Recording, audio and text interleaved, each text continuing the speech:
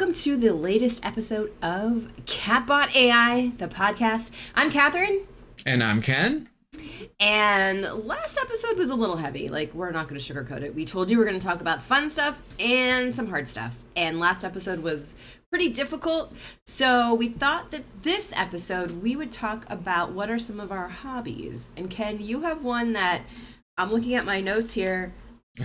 13.7 million Americans partake, if I can even call it a hobby. It's a hobby, absolutely. I would agree, 100%. Are you going to mention what this hobby is? Dungeons and Dragons? Yes, Dungeons and Dragons, or D&D as it's commonly known, yeah? Commonly known. Yeah, so I think tell us about when did you start playing? I know this stuff started in the 70s. For full disclosure, I've never played D&D. I've, Yet. Never played it. Definitely haven't been kind to many people in my youth that did play it. So everyone that's watching, sorry. And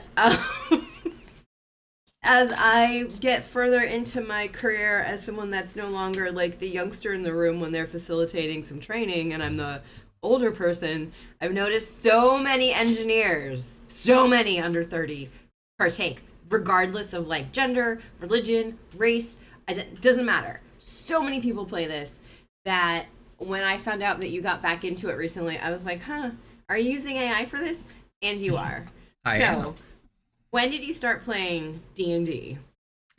Oh, my first game of it was I was a kid, and we didn't, really know the rules back then. We got the books and all that, and there was a lot of numbers in there. So we decided to go by freeform mode, essentially using this is for Catherine and everyone else doesn't know. There's a dice that has 20 sides to it, and that's like your main dice. There's a bunch of different sets for the entire D&D, but we used the 20-sided dice basically to just roll that and see what happened. We had a lot of fun when we were kids, and I've been wanting to play it again ever since then. And up until recently, I hadn't had that opportunity.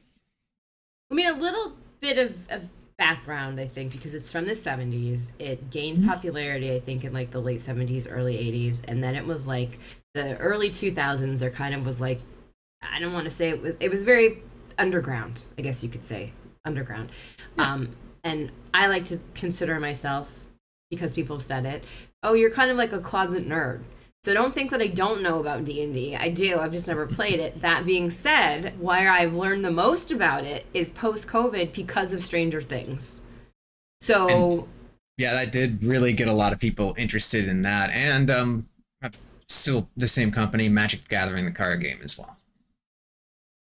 Which, let's bring that up too. Do you know anyone who plays Magic?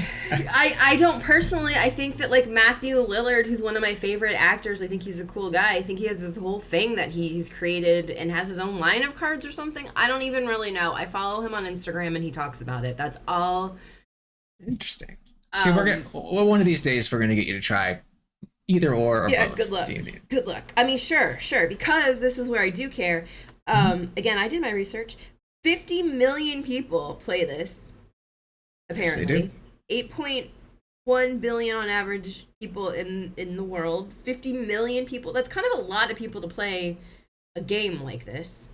And those are the people that they know about, that let's say are active in some of these online, D&D Beyond and all that type of thing. Right. But if it's just some people who've been playing the game together for 30 years, they're probably not going to be included in that figure. So it's probably higher.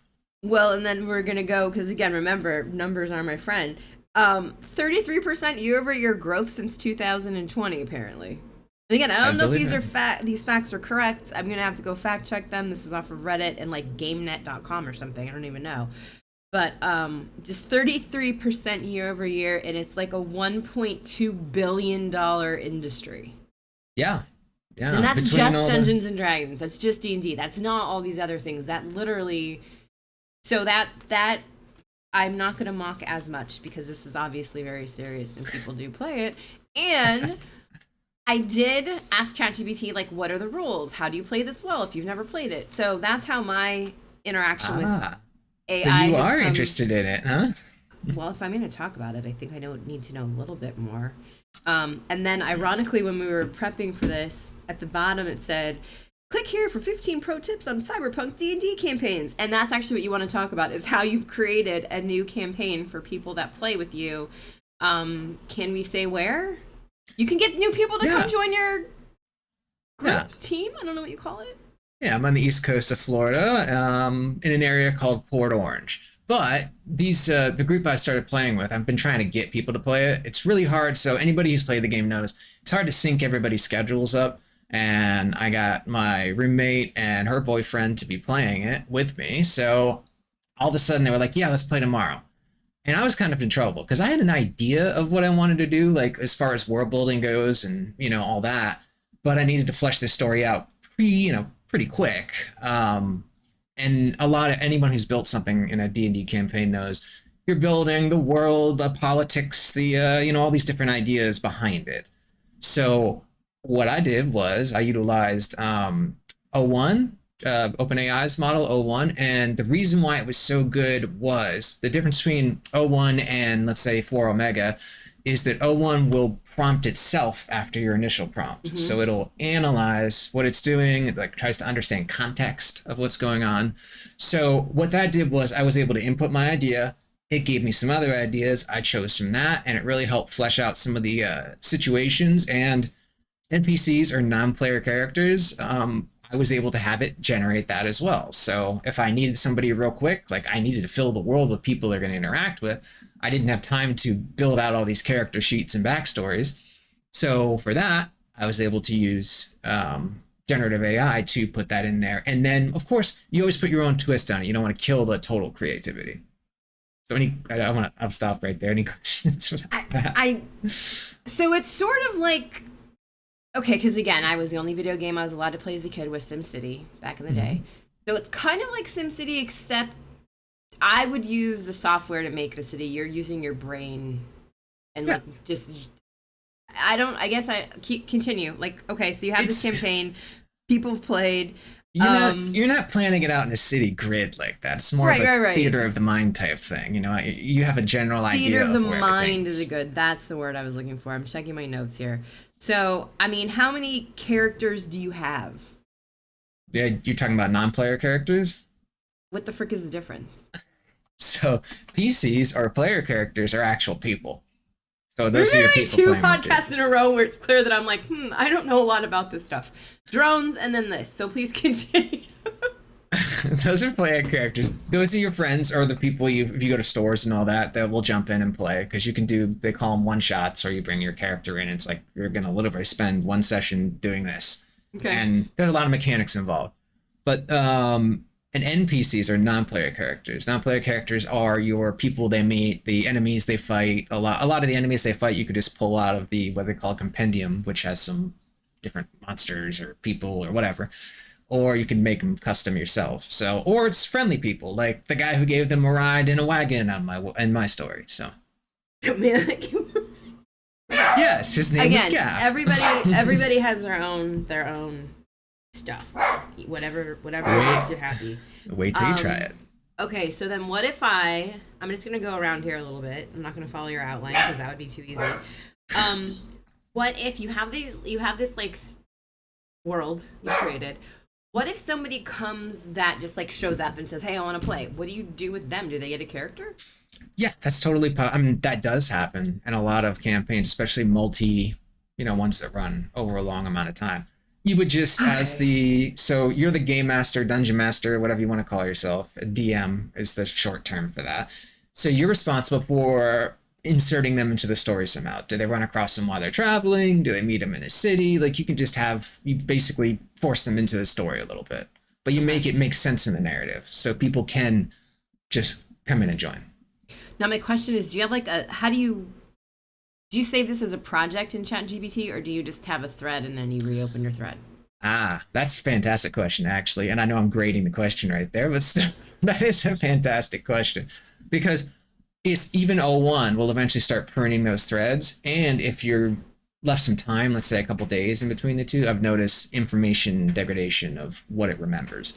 So what I'll do is once I get an idea kind of where I want it, I will tell it to export it out in JSON, like all the information, and then I can just save that somewhere. And next time I want to open a thread, paste that in and say, we're starting at this point, and it has everything from the story, all the elements, all the stats, everything you could need, and it's like a save file for a video game. Okay, cool. That's JSON, JSON. Ask it for that. It'll spit out something that you'll recognize some of the terms, feed that back in, and it will know where you were. So then, again, I'm going off script because you gave some of these topics are very, very fluffy, and that's boring. So it's from the 70s, dude. I feel like you're kind of cheating using ChatGPT. A fair point. I had 2 new players, didn't know the game, and I needed to come up with something quick. I could have spent a lot of extra time coming up with it. Tell me, like, if I'm an OG and I'm like a purist, how long am I gonna, if I want to start a new game? How many hours do people spend developing these topics? The campaign or their characters? Because their characters also are pretty important to them. I mean, the campaign can take a really long time. We're talking weeks to months, or just the beginning. You can do it while you can build it kind of while you're going, as long as you have an idea of the overarching theme. If it's going to be a shorter one, maybe it doesn't take as long. Some of these last years. Some people have been playing the same campaign for years. And just any contingencies that you need to have in there. So that's really where the AI did a lot of lifting for me to make that happen, because I had an opportunity to get these 2 to try it. One evening I knew for sure, and I didn't have anywhere near that level of preparedness. I'm not gonna lie, I think this 50 million that we pulled off of Reddit, I know it said it was from it was honest, it said 2017, and then the next line item was like, we're not sure how much it's changed. Mm-hmm. I kind of feel like it's probably changed a lot. There are a lot of people that do play it or have played it, and there's a lot of people that don't play it too anymore because they run into the whole everybody's schedules mixed up and all that. There are online ways you can do it as well. So you use it to save time. Mm-hmm. Tell us. Go ahead. No, I was going to say, you consider yourself a creative person, don't you? I mean, ish. Cat's creative. Don't let her trick you. You would like it. You're going to try it. Let's see. We'll make a convert out of you yet. I would try it. I said I would try it. So, I would try it. Mm-hmm. Convert's like that's like, good luck on that. Well, you might convert to this. Fresh perspective, AI can drive creative ruts. Do you have a creative rut? I feel like you just started this, so no, right? Yeah, well, I mean, in the instance of this starting, and I had literally from that morning basically to get some kind of I had the framework in my mind to build out that framework into a world that's cohesive, that would make sense, that they would have fun on their first adventure, if you will. I did use it to expand that out. So as far as creative rut goes, it just was more of a timing issue. Mm-hmm. But some of the ideas it gave me, I didn't use word for word, but I implemented them into the story. And again, the way you explained it to me, and I don't want to act like I'm not open to this. I did read those like pick your chapter books as a kid all the time. Choose your own adventure. So did I. So, okay, got it. Then let's just break it down. Choose your own adventure, but you're helping to write the story. Because I could come up with the craziest encounter, the craziest idea, and then you could just choose not to go in that door. And then I have to recalibrate it from there. So let me back it up a second, because I think if people are still listening at this point, they're into D&D. So they're going to be like, cool, I want to know how to use AI. So you have this 3-step process where it's like start with a clear prompt, then refine the output, and then you're going to add your personal touch, and then you're going to iterate what you're asking for. Can you walk somebody through that like doesn't maybe use ChatGPT a lot? Yeah, so basically what I did in the beginning of mine was I had this an idea of a story. It has to do with multiple planar dimensions and all that. I don't want to get too much into D&D lore and bore people that don't know what it is yet, or ruin the excitement for them. I have a pretty good feeling if they're still listening, they're into it. So I would go as deep as you want. It's exciting for them to find out too. But so I had an idea of the story, a basis of it, who the main bad guy was essentially, or actually there's 2 technically, who the main bad people were, why any player characters I had would show up in a certain location, what the driving the drive for them to work together was, which in my story is a brand, a tattoo, and also an amulet. And they're counteracting magic, keeping them from being pulled from this plane into a dimensional prison. So I had that idea. I had an idea for the setting, the startup, and everything. So I fed all of that into AI. I just wrote it all out into O1. And then at the very bottom, I said, expand on this story a little bit. I want them to go into the road through the forest and meet somebody. And that's where it gave me the idea, okay, there's a farmer, which I was already kind of thinking of a farmer. Worked out really well. They're in the middle of the forest. Bandit encounter, that was going to happen anyway, but gave the farmer his own character. And this just happened naturally, too. So they ended up liking him. The guy's not too bright, but he's really friendly. Offers some potatoes and carrots. Fun stuff like that. And what I've been I'm going to using stop for, you there, because legit, it'll say offer potato and carrots. No, that part I just made up while I was on the fly. Okay, so that's the creative part. Got it. Okay, continue. Because you can write all of this, as I was saying, and get all of these ideas. And when you're in the game, depending on how your players are interacting with that person, it could change something that you had planned before. Because originally he was going to be very nondescript and throwawayable. Could he just attack someone or say you're stealing my... Yeah, he could. I mean, he's very low, but the farmer's an NPC and I'm the one driving him, so he didn't. In fact, they were going to ambush him, but one of them failed one of their rolls and fell out of the tree. So then it became they held him up with a crossbow. Anyway, so he was just supposed to be a throwaway character to eventually get them to the city, but because of during the game they were talking to him and all that kind of stuff, he's now become kind of a favorite character, which I'm looking around to make sure no one notices here. That's true. He's going to be in trouble soon. Tonight, if I understand correctly. Yes, he's going to be in trouble, and we're going to see how they react to that. Okay, so that makes sense how we do it. What about if I want to integrate just generated content? Why are you going in to get ideas for magic items and artifacts? Right. Why do you care about that stuff? I'm sorry. Let me rephrase the question. No, hold on. Because everyone wants a shiny magical But artifact. how do you heighten it? How can you use AI to heighten the game so it's even more compelling to come back and play the next week? One thing that I love that O1 does, in addition, I'm using O1 as the prime example here because that's what I use for the campaign, is it'll take those overarching campaign threads that I had put in the beginning, and when it creates an item or something like that, or it creates somebody for them to fight, I give them the idea, I need somebody who's going to be, this, and this. And he carries a magic item. It will link it to the overarching story sometimes, and which it did for one of them, which was fantastic. And the funny thing is, again, how D&D works, they didn't really notice it, so it got kind of left behind. But either way, it's part of the fun. Because they get to write their own stories as well. And again, that's where, if you get into the whole creativity thing, you could plan out the most amazing campaign by yourself or use generative AI. Players make it more interesting. You never know what they're going to do. And it's usually fun or falling out of trees and that's funny, right? Are people sober when they play this? Usually, I am. Wait, what do you mean by that? You're falling out of trees, No, okay, so how is that works, am I taking it literal and that was a hypothetical in theory? It's in the story. In the story, they tried to get in the trees to ambush the cart because they didn't know who it was. I think and then one of them busted ass is what I was gonna say. I think YouTube can handle that. Out of the tree.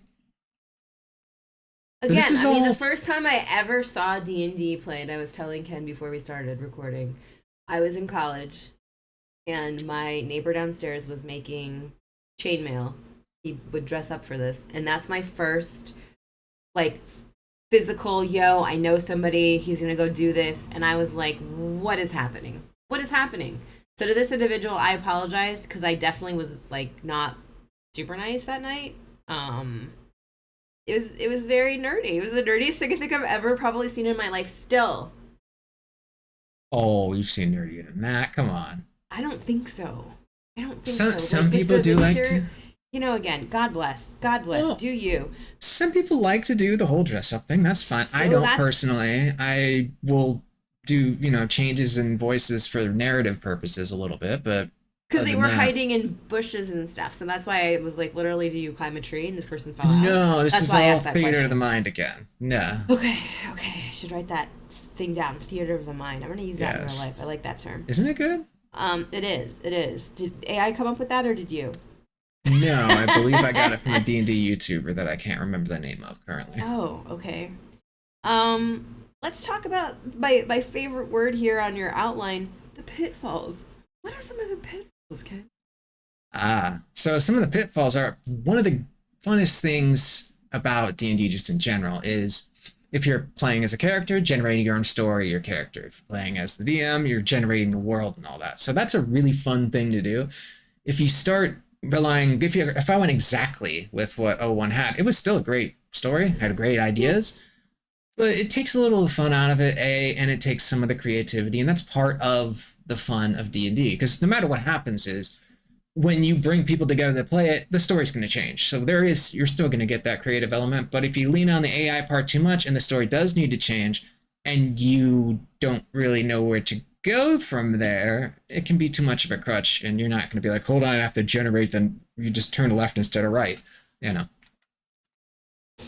Usually it's pretty good about the entire area, but you don't want to give up too much of that creative, because creativity is part of the fun. But also, it gives you good ideas. Yeah, no, I get it. I mean, I use it all the time when I'm prepping sales calls to put in like put in the computer. God, I sound like I'm freaking 80. I put in ChatGPT like the URL, the person I'm meeting with, blah, blah, blah. What are some facts? What are some things? And then I'll literally like prompt it. Okay, what's something that most salespeople do not know that you think that they should scour the internet very deep, go back by 3 years? Nice. Scour the internet. I like that. Scour. I use big words. I just tell it search the internet. Scour. I want it bigger. Sorry, at my desk there. Okay, so I understand that. What are some two questions here?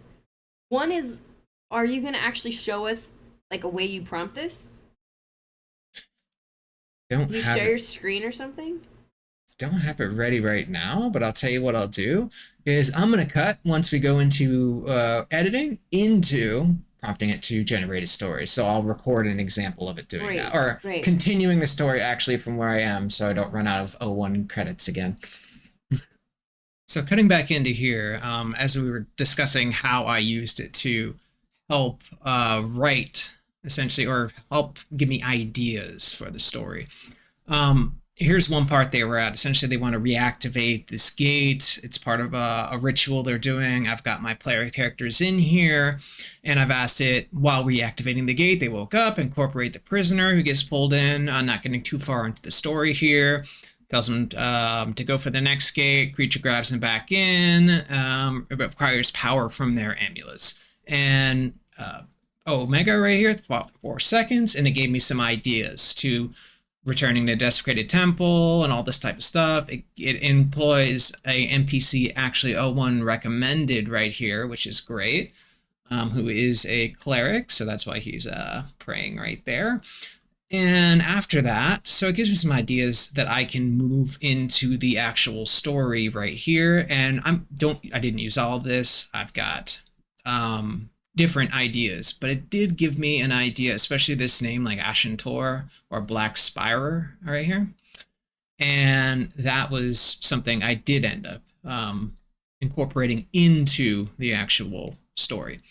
Then I tell it right here, dump all elements of this thread into a JSON file, and this has a bunch of the information on the NPCs and the plot summary and all of that. So I can put this back into O1. At least this part right here is not the entire story, but it gives a little idea of what's going on. And here's a little bit of the plot summary too from this part. Download that I already downloaded this. I can re-import it back into O1, and as you can see for Ambush on the Road right here, gives me some ideas for that encounter as well. So something to put into the story, or an idea you could put into the story, and see how it says narrative hook and all that. It gives you a place to start from. Now, I did not do all of this exactly. I just put it into, or got ideas from it. Facts. Okay. Let's stick on that for a second because you and I both are having that issue with these O1 credits. What the fuck is up with that? I don't know. Even when it was O1 preview, I got it. I mean, but instead of GPT where it's like a few hours, it's days for O1 credits. I use my one F word for the day, but dude, seriously, like, come on. You and I are both gonna end up paying $200 a month. Let's just add that to your budget. Add it to the budget. That's what they're banking on. So we talked about my favorite word, the pitfalls. What are some best practices that you have just overall for think of just using Gen AI and creativity? What are some best practices? And then drill down specific to D&D. Yeah, well, just some of the best practice for Gen AI, and a lot of people fall into this too, is when it comes to creativity, don't focus on it or don't lean on it too much. I feel like, and this happens to me, it's an easy habit to get into, is you just start doing everything with the AI, and without it, then you're like, I don't know how to operate this because I always use the AI for it. So same thing with through a D&D lens, you want to be able to do that world building and not kill your creativity. Let's say something happens like what was GPT-4 was down for a few hours not too long ago, and let's say that was like when Friday? You were I think it was Friday. It was down for a few hours, and if you were trying to generate your D&D campaign right then oops, you're stuck, right? Facts. So it's good to have that creativity and be able to do it yourself, and you are able to go back through some of your threads and look at what it's doing, and you can actually use it to learn how to do better world building from the AI. So, and that applies to a lot of different things. When you have GPT-4, for instance, do something, it has an option to show the code. I always have it show me the code because I want to know what it's doing. You might not be able to read all the code, but it does have the comments usually in there that are telling you what it's doing. So it might be gibberish to you, but you can read those little hashtag comments and see what it's doing. So just a good thing to keep in mind while you're doing anything with generative AI, especially a D&D campaign. And O1 doesn't have this option, mind you. It has the questions it asks itself, but for GPT-4. Well, for $200 a month, it better. You can use it without the $200. I know, I'm just saying. Okay, any other best practices for the people to know about?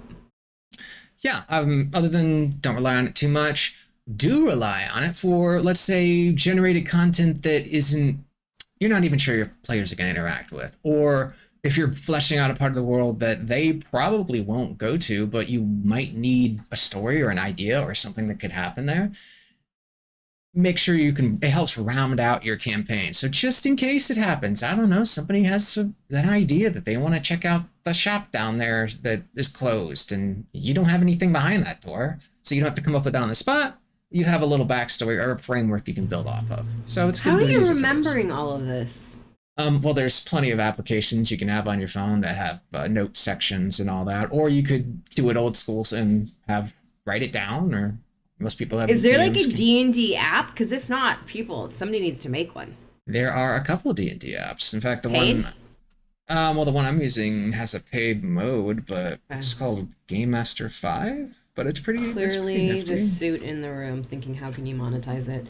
Which, by the way, we're not affiliated with Game Master 5, but if they'd like to, be an affiliate, absolutely. We could maybe have a whole podcast with guests on D&D. Idea. Everyone oh, man, I'm going to throw you under the bus on this one. Are you ready? Yeah. Are you ready? I think I earned it. I think I deserve it after this. Everyone who wants Catherine to play D&D, recorded we'll put it on the podcast channel too in a special section.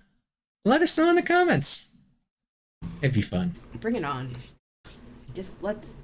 All the confidence right there. Okay. All the confidence. It can't be that hard. I mean, I actually feel like it is hard if people are making costumes and going through. You don't have to make the costumes. It's not. I know you don't. I'm just saying some people are hardcore into it. And also, quite frankly, I was a little confused as to what was happening when it was being played on Stranger Things. I was like, I don't understand. So I think it's because I don't understand it that I'm like, this is stupid. Let's just call a spade a spade. So yeah, if you have if there's 50 people that comment, we want Catherine to play, we need 50, because there's 50 million individuals that play this globally. 50 comments, I will fly to Orlando or wherever this Port Orange is and play with the people that you have in your group. Okay. Gathering. All right. What do you call it? Team? Party is usually a deep player character party or just group A game. deep character party. Okay. Yeah. Player characters. They have a party. Also, let's also like throw me under the bus again, because what did I get from my neighbors for Christmas? 100% a like mosaic paint by picture kind of thing that's gonna take me probably like 3 months to do. So again, as I told Ken, for someone that talks for a living and has to interact with people, sometimes I just like to do activities that do not require talking or being around people, such as making a mosaic with like 2,000 little crystals. It's a big mosaic. I've seen the in progress part. I agree. And you know what the great thing about it is? When you're world building or say building a character, you're not really interacting with anyone. So easy to go. Facts. It's theater. And I kind of of and I kind of have the same thing too. I social battery drain, just want to chill out. Yeah. Everyone does. So again, 50 comments of me going and playing it. I will go play it. I would like to understand. I really would, honest to God, if somebody's like adamant, this is stupid, you cannot use it, you're desecrating D&D by using AI. We would love to have you on the podcast to hear the why behind it. And conversely, absolutely. if you're someone that's like, this is amazing, I have a big party that I have with people, and this can really help me. We want to have you on the podcast. We could make a whole like quarterly D&D themed thing with AI, because I feel like many people in the AI space play. Here's an idea too. Game. Is to train an AI model, depending on which one, or just prompt it correctly to play as a character. I wonder how that would work. You know what? Right? I'm sure someone here will comment, and you found your people. Right? I mean, it'd be a good test. So 50, and then 50, and that's how I'm recording now. That's legally binding. Yeah, I'm gonna go for it. Why not? I was fascinated by the fact that I go on to find facts about it, and we have it was 0.6% of the world plays this. Not 1%, but 0.6, which again, I don't think that's not a small number. I'm like blown away by that. And I think that's a wrong statistic post-COVID with the surge of Stranger Things, which is one of the best TV shows ever. So, interesting. But again, when I was looking up these statistics, immediately below was here's the 15 pro tips on Cyberpunk D&D. That was where I was like, oh, this is like a thing. It's a thing. And then I saw the over $1 billion revenue. Yeah, because a lot of people will. There's some people use the maps and everything. Some people use virtual tabletops. Some people like the little character things. For me, I would probably use the virtual one just because I think it's easier. It's a little more interactive, or just theater of the mind type stuff. Right now in mine, because they're new and I haven't DM'd them forever. I kind of let them get away with a lot in combat. So. The dog is barking, so that might be time to say, like, hey, he's like, I want to go play this game. Can dogs play? I'm not even shitting you. That's 2 swear words. Whoopsie doopsie. I guess if you do they have like animals and stuff that come? Do kids come? This is I'm intrigued. I am intrigued. 50 people, and I will break my. I'm never doing this to I'll go. So Ken, as we wind down on this topic, as we said, 50 people comment, Catherine should go play. I will break my rule of the never playing that to I will go check it out. I won't use any bots, I promise. Well, I think we have some really good ideas. I know I learned a lot about this, and I am going to actually go like do an infographic. I will close on this being the girl of the podcast. 40% apparently of people that play are female, which I don't remember that in college. Granted, this was a few years ago, but it was mainly dudes. So it was kind of stoked to see that like women play this. Yeah, a lot of them. In fact, I'm spacing on the name right now, but there's one of the videos I showed my 2 friends about D&D was by what's her name? Ginny D. Is her name, and she does D&D videos explaining the overarching thing of it, and there's plenty of maybe women that play it. Maybe they should be on the podcast. This is true. This is true. So I mean, that was pretty cool to see that. And again, I've learned a lot about it in the last few years from working with so many engineers and hearing their stories about it, because they all bond on it. So it's actually like legit a team building exercise for some of these companies that I work with. I have them explain a complex topic, and sometimes I ask them flat out, why don't you explain something from D&D, and they will. Yeah. So, well, hey, on that note, thank you for the education on how to use Gen AI with D&D. Anything else you'd want to add? We forgot, what have you? Sure, what's your parting thought? What's our parting thought for the day? Our parting thought for today is, if you are running a D&D campaign or even generating a character, there's nothing wrong, I don't think. Again, this could be a controversial topic, with running it through the AI and seeing what ideas you can get from that too, because it may connect a couple things that are interesting to you, and you're able to use it and continue your creativity from there. Don't make it a crutch, make it a tool. So with that, again, I'm Ken, and I'm here with Catherine, and thank you for watching the CatBotAI Podcast. Meow meow. Meow meow.